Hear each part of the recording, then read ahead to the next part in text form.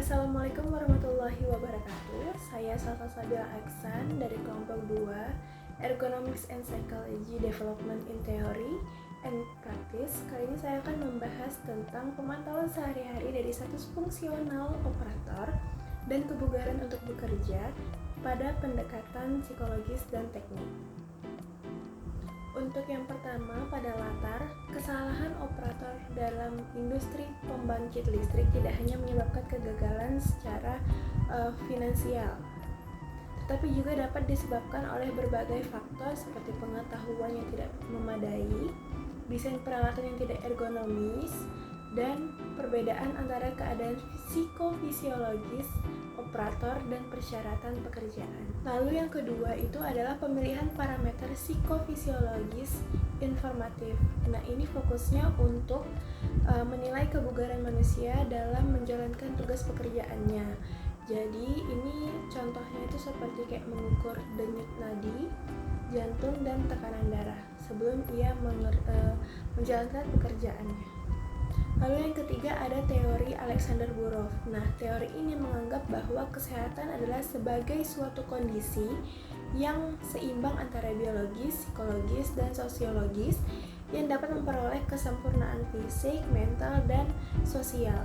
Lalu teori ini juga mengatakan bahwa kalau kita berolahraga secara teratur, maka kita dapat membuat suasana hati kita lebih baik, lalu mengurangi kecemasan, dan meningkatkan kemampuan untuk mengatasi dan menangani situasi beban mental yang berat. Pada materi berikut tentang proses modular dalam pikiran dan otak. Nah, yang pertama modular dan modularitas. Nah, modul itu berarti berbagai mekanisme atau program atau modul yang di dalam pikiran kita yang dikemas dengan cara tertentu.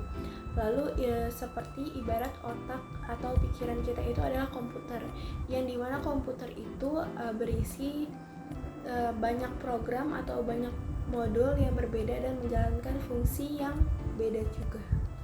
Contoh misal ada program atau modul tentang proses informasi visual, auditori, dan lain-lain. Juga, setiap modul atau program punya akses terhadap jenis informasi tertentu dan tidak mempunyai akses terhadap jenis informasi lainnya. Lalu, ada dekomposisi proses. Nah, dekomposisi proses ini untuk memecahkan masalah yang kompleks menjadi bagian-bagian yang lebih kecil agar bisa mudah diselesaikan.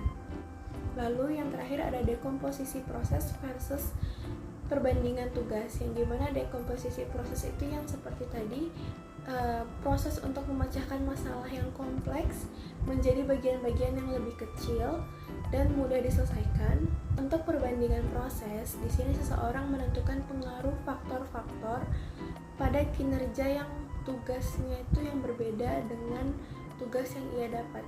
Mungkin itu saja materi yang bisa saya sampaikan. Untuk teman-teman yang ingin bertanya, bisa tulis di kolom komentar. Terima kasih.